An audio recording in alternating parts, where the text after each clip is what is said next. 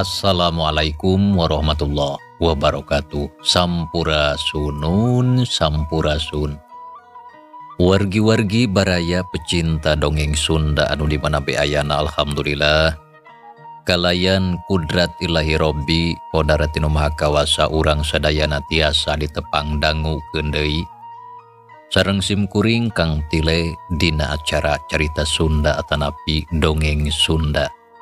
Nyaeta urang neraskeun hanca carita anu katunda dina judulning carita Jakarana. Anu mana ieu carita teh hasil buah karya atanapi karangan Amburos Tipalihan Bandung. Kasugri kaum dangu. Dina jujutan hanca carita anu katunda Pedaran kang tileh kasapih kuwanci dina mangsa medarkeun kayaan alam pabeberang nyatana kakadang warga lembur Sindang Sari anu mana harita lemburna nuju liubrak-abrik ku komplotan garong siluman belang. Samalah Nyi Arum oge dipiwarang kabur ku bapakna nyatana pakubu teh. Kumaha mitra lajenganana ieu carita sumangga langkung paosna mah urang sami-sami Bandungan deui kusadayana.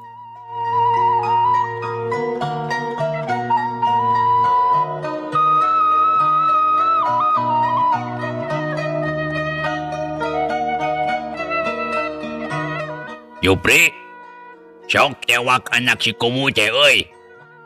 Terus bawa ka jero imah, asupkeun ka kamar, terus kerem tulakan pantona sing pageuh. Kitu deui jandela lantaran bisi kabur. Sok buru gancang tewak. Ceuk Ki Badrowi mere parentah leungeun atuh tunjuk ka si Jupri. Siap bereslah guru. Walon si Jupri bari jeung sakilat jeleng luncat ka palebah Nyi Arum. Nya puguh atuh Nyi Arum reuwas terus gancang ngejat bari taki-taki. Nyai Arum, gancang kabur. Kabur, Nyai. Pak Kubu nitah sangkan kabur ka anakna. Geus kitu mah Nyi Arum eueuh pilihan reet ka indung jeung bapakna. Curucud cimata maseuhan pipina sarta geus teu mikir panjang. Jeleng Nyi Arum luncat mundur ka tukang. Sakilat balicet malikeun awakna jorelat. Jeleng luncat saterusna lumpat sakuat tanaga kabur ninggalkeun pakarangan imahna. Nempok kitu keur sakedapan masih Jupri kalah moloho kawas anu kasima. Jupri, belenggung siapa? Udah gatuh sia goblok. Lain kalah molohok si lain mah itu anak si kumu kamu deuleu. Ki Badrowi harita nyentak bari jeung molotot ka si Jupri sangkan gancang manehna ngudag Nyi Arum. Nya saenggeus ngadenge parentah guruna kitu mah teu ngomong deui. Sakilat berengbeng atuh si Jupri lumpat menik tarik ngudag Nyi Arum anu geus kabur ninggalkeun indung jeung bapakna. Kasugri kaum dangu. Cag urang tinggalkeun heula Ki Badrowi jeung anak buahna kitu deui sakumna urang lembur Sindang Sari. Teundeun heula sakedeung ayeuna urang nuturkeun Nyi Arum anu geus kabur. Harita Nyi Arum terus ngabertek lumpat sakapeung luluncatan sarta katempona jojorelatan. Tuluy mangprung rahkeun sakuat tanaga teu srikna mah tunggul ditubruk catang dirumpak bakat ku hayang geura jauh. Kawantu sieun ka udag kudu jadi musuhna. Ari anu sabenerna mah embung kudu ninggalkeun indung bapana. Tapi dalah dikumaha lamun teu indit geus pasti dirina bakal cilaka. Lantaran lamun geus aya dina ceklan Ki Badrowi beut asa pamohalan bakal bisa ngabebaskeun diri. Da puguh atuh maranehna mah lain lawan-lawaneun pantara awewe. Nya sok sanajan Nyi Arum oge bisa elmu bela diri. Tapi dirina ngarumasakeun moal mampu hari kudu nyang hareupan Ki Badrowi jeung sakabeh anak buahna mah. Anu memang pangabisana jauh aya di saluhureun dirina.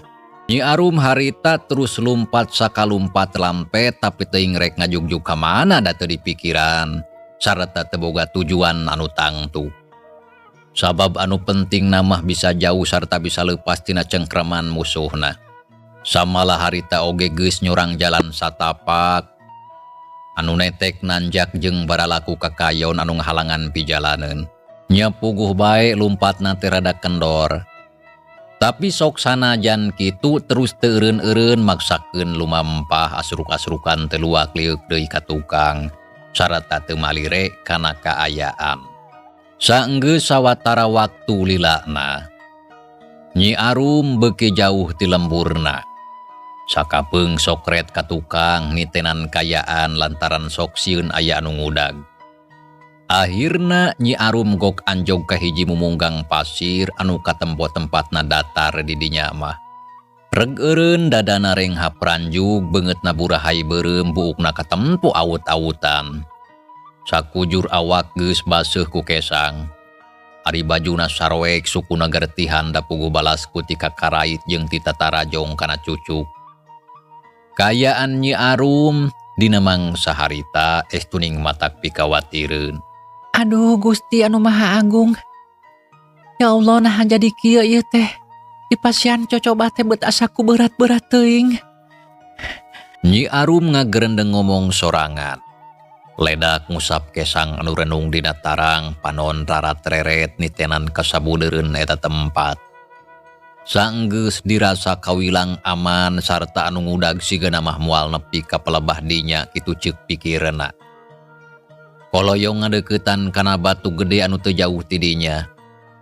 Gek Nyi Arum diuk da puguh geus teu kuat ku cape. Keur sakedapan Nyi Arum ngahuleng mikiran anu harita keur karandapan ku dirina. Sabot keur kitu hilewir angin leutik nebak kana dangdaunan sorana pating korosak.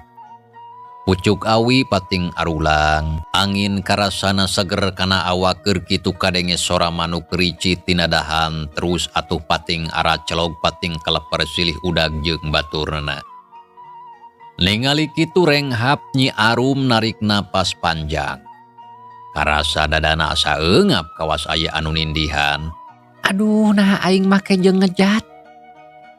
Terus kumaha ari nasib indung jeung bapa aing. Kitu deui urang lembur. Ceuk Nyi Arum tuluy ngahuleng mikiran indung bapana jeung urang lembur. Aya rasa kaduhung yang karuk dina hate sabab dirina make jeung ngejat ninggalkeun lemburna. Tapi memang kaayaan harita eueuh pisan piliheun pikeun dirina. Bareng jeung kitu teu kanyahoan ujug-ujug gorobas. Jeleng harita aya saurang jalma anu luncat terus ngabadegan angtung hareupeun. Atuh puguh Nyi Arum anu harita keur satengah malaweung ngagurubug reuwas. Ret kanu keur ngabadega ter awakna Nyi Arum ngeleper beungeutna piasa jantung ratug hate tagiwur teu puguh rasa. Nyai anu gelis. Nuju naon salira make jeung ngahuleng di dieu? Sigana salira teh nuju ngantosan Akang Jupri nya. Sae atuh Akang Jupri enggal sumping. Janten urang tiasa ngobrol paduduaan. Ceuk si Jupri anu harita kakara anjog kadinya. Kituna teh bari sura seuri gumasep matak pika sebeleun. Panon anu bolotot mencerong kawas hayang ngrekeb. Biwirna kutap ketap siga ningali dahareun. Sedengkeun Nyi Arum barang ningali si Jupri anu geus aya di dinya. Jung harita nangtung tina diukna bari jeung taki-taki. Dasar iblis ya. Hek naon make jeung udag-udag ka aing. Tanya Nyi Arum bari molotot untuk kekerot tepuh bakat ku ambak. Aduh, Nyai anu geulis panutan hati Akang. Teu kengeng kitu ka Akang Jupri bah. Sarta teu kudu galak. Pan Akang teh ngahaja ka dieu bade bapageun salira Nyai. Ayu urang wangsul ka lemur. Akang tos teu kiat hayang panganten. Jawab si Jupri nembalan sakahayang manehna. Ngadenge kitu Nyi Arum pun celik. Dasar manusia bejat sia. Ya. Nyi Arum geus teu kuat nahan amarah. Sakilat ngirimkeun panaraja ngagunakeun leungeun katuhu maksud rek nampiling beungeut si Jupri. Tapi si Jupri ukur ngagilekeun sirahna saeutik. Iuk plos panarajang Nyi Arum ngahakan angin. Nempok kitu Nyi Arum beuki nafsu. Sakilat malikeun awakna suku katuhunang ngolebat rek ngajejek dada si Jupri. Gerakana estuning kacida pisan gancangna. Tapi si Jupri rancingeus barang suku Nyi Arum ngolebat. Sakilat seakep. Suku Nyi Arum ditewak sarata didorongkeun ka tukang. Nya puguh awak Nyi Arum ngagubrag terus ngajengkang nang karak bengkang. Nyi Arum ngageronahan kanyeri awakna papelengkingan tapi sanajan kitu gancang maksakeun cengkat. Tapi dina kayaan kitu ukur sakilat. Si Jupri ngarontok gubrag atuh Nyi Arum ngagubrag deui. Awak Nyi Arum anu leutik harita ditindihan ku awak si Jupri anu jangkung badag. Nya puguh bae Nyi Arum adu glajer. Leungeuna pakupis babadug meuni bukbek nampiling jeung cacakar kana beungeut si Jupri. Samalah sukuna oge harita tatajong tetejeh kawantu hayang bisa lepas. Lepaskeun sia setan. Lepaskeun awak aing. Iblis ya. Ceuk Nyi Arum bari teu eureun nyakaran kana beungeut. Cicing Nyai, teu kudu ngalawan kana kahayang akang. Lantaran moal matakna naon. Laksana sigana ayeuna mah.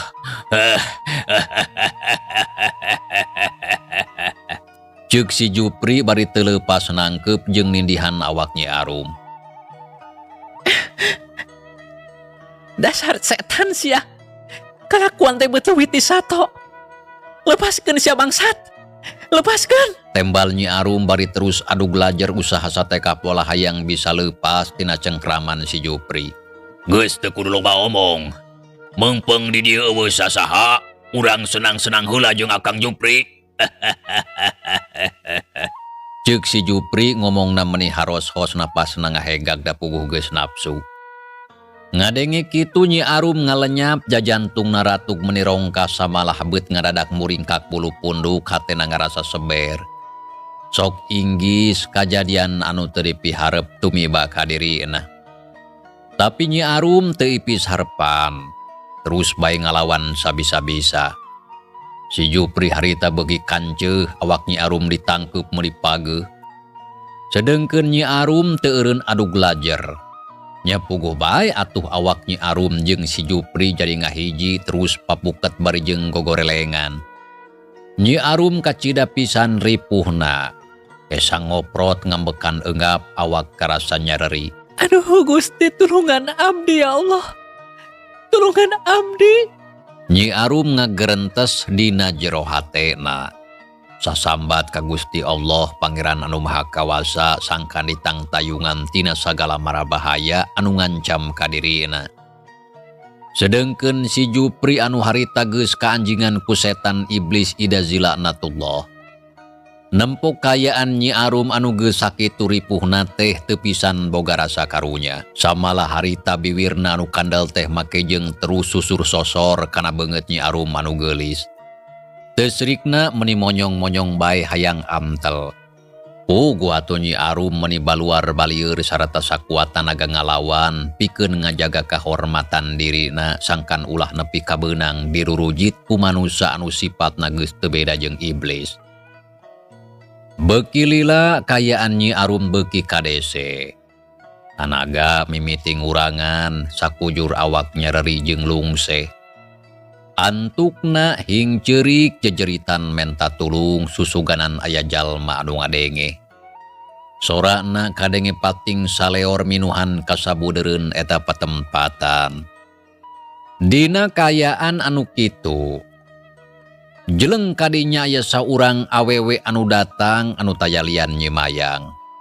Barang red ka si Jupri anu rek ngadon maksa mirusa ka Nyi Arum. Puguh bae beungeutna nyiak beureum huntuna kakerot bakat ku ambak. Red atuh kana popongkol anu ngagoler teu jauh ti dinya. Terus atuh gancang dicokot sarta teu antap parah deui. Popongkol dibabukeun kana tonggong si Jupri anu keur ngadekeman awak Nyi Arum. Hiu, bek, hiu, bek.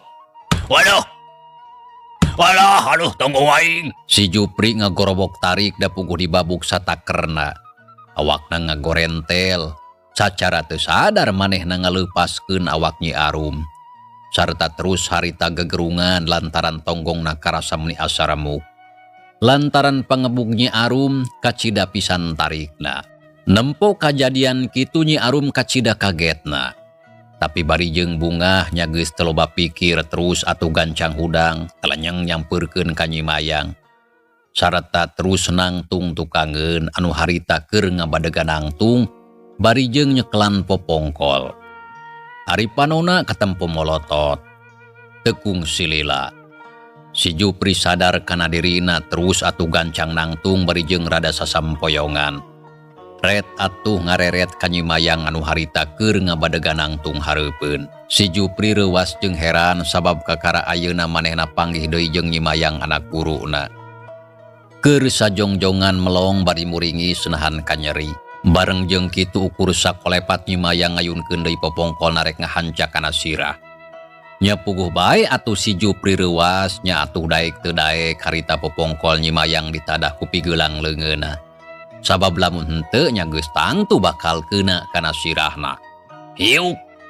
Jebron. Waduh, alah, jurig atas ya. Leungeun aing nyeri dulu. Si Jupri ngagorobok ngarasakeun leungeunna anu nyeri kacida. Samalah teu cukup ku kitu harita keneh hiuk bek. Hiuk bek awak si Jupri dicecer ku Nyi Mayang. Saeutik oge teu pisan dibere kasempetan pikeun mata. Tonggong jeung pigeulang leungeun karasa nyeri ayeuna geus ditimpah deui popongkol meuni bukbek ngahancak kana awakna. Si Jupri kadengi gogorobokan lantaran pangebug Nyi Mayang datangna kacida pisan gancang jeung tarik sarta saeutik oge teu mere pisan lolongkrang pikeun ngalawan. Sabab Nyi Mayang embung lamun kudu tarung jeung si Jupri anu tangtuna bakal meakeun waktu anu cukup lila. Sok sia rasakeun Jupri. Manusia kurang ajar. Ceuk Nyi Mayang seuri bari terus teureun ngagebugan awak si Jupri. Ku si Jupri sabisa-bisa ditahan awakna julung-jeleng ka kenca jeung ka katuhu miceunan sabetan popongkol. Lantaran lamun keuna bisa jadi awakna remuk ari tuluy-tuluyan mah. Aduh, heureun sia Mayang. Aduh. Montong adu-aduhan sia manusia cabul. Ceuk Nyi Mayang bari teureun popongkol terus dibubat babit sorana kadenge pating hariuk. Hiuk. Jebron. Popongkol keuna kana walikat. Guak si Jupri ngegero awakna sasampoyongan. Bareng jeung kitu Nyi Mayang hambatkeun popongkolna anu diarah bincurang si Jupri. Hiuk. Aduh. Jebron. Rampayek gubrag awak si Jupri labuh awakna adu glajer ngarasakeun bincurangna anu asa remuk.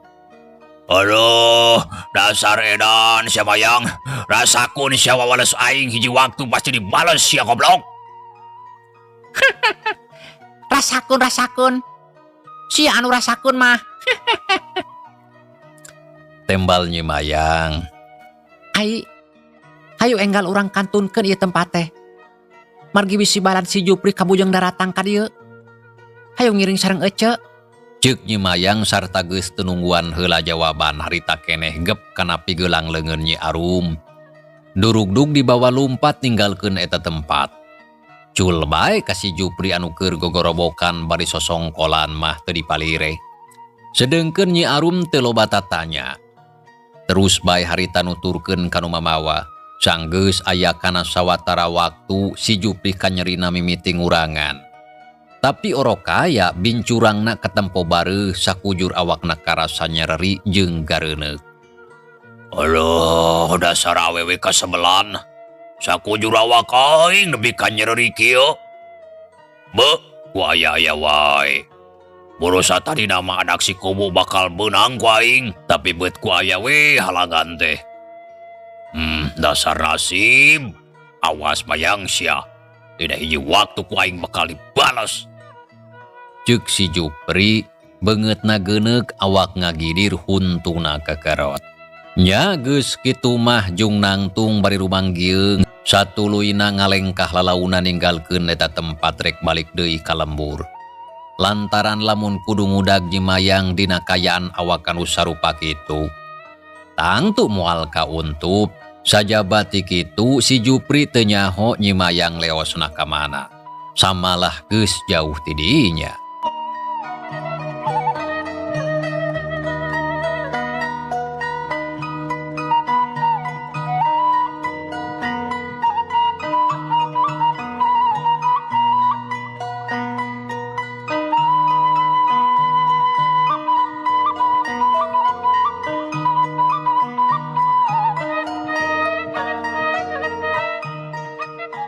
Kasugri kaum dangu cag urang tinggalkeun heula si Jupri anu harita rek balik deui ka lembur. Kayaan alam harita teh mimiti maju ka sore. Sora tongeret kadengereang di sarada patembalan ditema ku sora manuk anu ricit tina dahan es tuning mata kuaas. Angin leutik ngahiliwir nebak kanadang daunan pating arulang kawas anu ngagupayan. Dina kayaan kitu, di jalan satapak aya 2 urang mojang anu keur laleumpang. Tapi saurang oge taya anu cacarita jarem teh bae bari terus kukurubutan kanu harieum. Lantaran di tempat eta mah loba tutubuhan jeung kakayon anu ngahalangan. Sabab tempatna geus rek nepi ka pileuweungan. Saenggeus sabaraha lila, 2 mojang anu taya lian Nyi Mayang jeung Nyi Arum harita anjog ka hiji patempatan anu katelah Tegal Honje. Breh katempo aya palataran anu kawilang lega. Sareta dikuriling ku tatangkalan anu rajeg di sisi siga adu ngahaja meunang ngatur. Aya anu jarangkung tapi aya oge anu parendek. Sareta teu jauh tidinya aya imah panggung wawangunanana kawilang gede jeung wawag. Di buruana katempo bararesih jeung raresik matak betah kawantu anu bogana hade urus. Reg atuh duanana areureun. Nyi Arum panonna rurat reret nitenan kayaan di eta tempat. Sabot keur kitu bray panto imah muka breh katempo aya saurang nini-nini kaluar bari kundang itu. Awakna geus bongkok sarta buuk jeung halisna oge geus bodas mending ngeplak siga kapas. Umurna moal kurang ti 80 tahun siga nama. Tapi katingalina cangker sorot panona seukeut. Harita si Nini mencerong ka Nyi Mayang jeung Nyi Arum anu keur ngajaranteng di luar. Ayang guning geus datang. Nah atuh kalah ngajarantong di luar we ya. Sumuhun ini nu mawi abdi tanam bejol. Sok atuh buru asup ka imah. Ajak si Nyai sakalian cenah ka jero. Karunya atuh tong kalah senang ngajeger wae bisi akaran. Walon si Nini nembongkeun gugusi dahuntuna mah geus eueuh. Mangga Nini. Ayo enggal urang kalebat. Sumuhun mangga ca atuh nuhun. Geus kitu sup si Nini ka jero imah kebat ka patengahan dituturkeun ku Nyi Mayang jeung Nyi Arum. Anu katempo rada rengkag-rengkog da puguh asa-asa. Saenggeus aya di patengahan, Nyi Arum ngajenghok. Lantaran didinya nempo aya saurang lalaki anu keur ngagoler dina samak. Harita cangkengna geus dibeungkeut ku kaen kitu deui puhuleungeunna oge sarua dibeungkeut. Mang Japar. Nyi Arum gancang atuh ngadeuketan gek diuk gigireun. Panon terus neuteup ka eta jalma bari reumbai ku cimata. Hatena nyeri jeung peurih anu taya hinggana.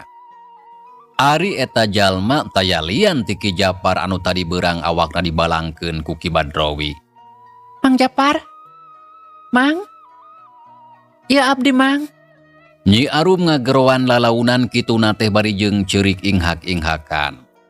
Geus kitu gap kana leungeunna terus diceklan meuni pageuh. Teu kawawa Cipanon tuluy murubut mapai kana pipina.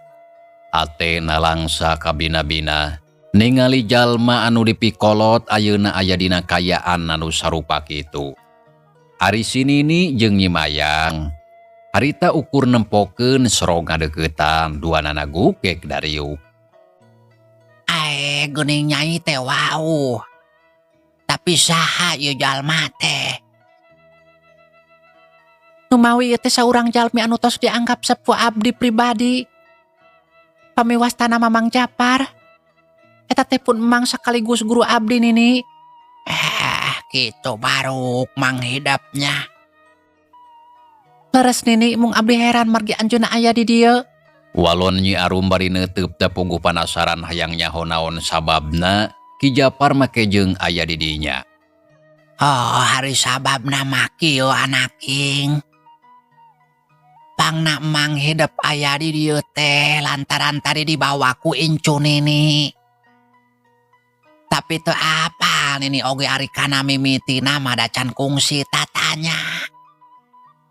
Sabab tadi incu nini rurusuhan indit doi.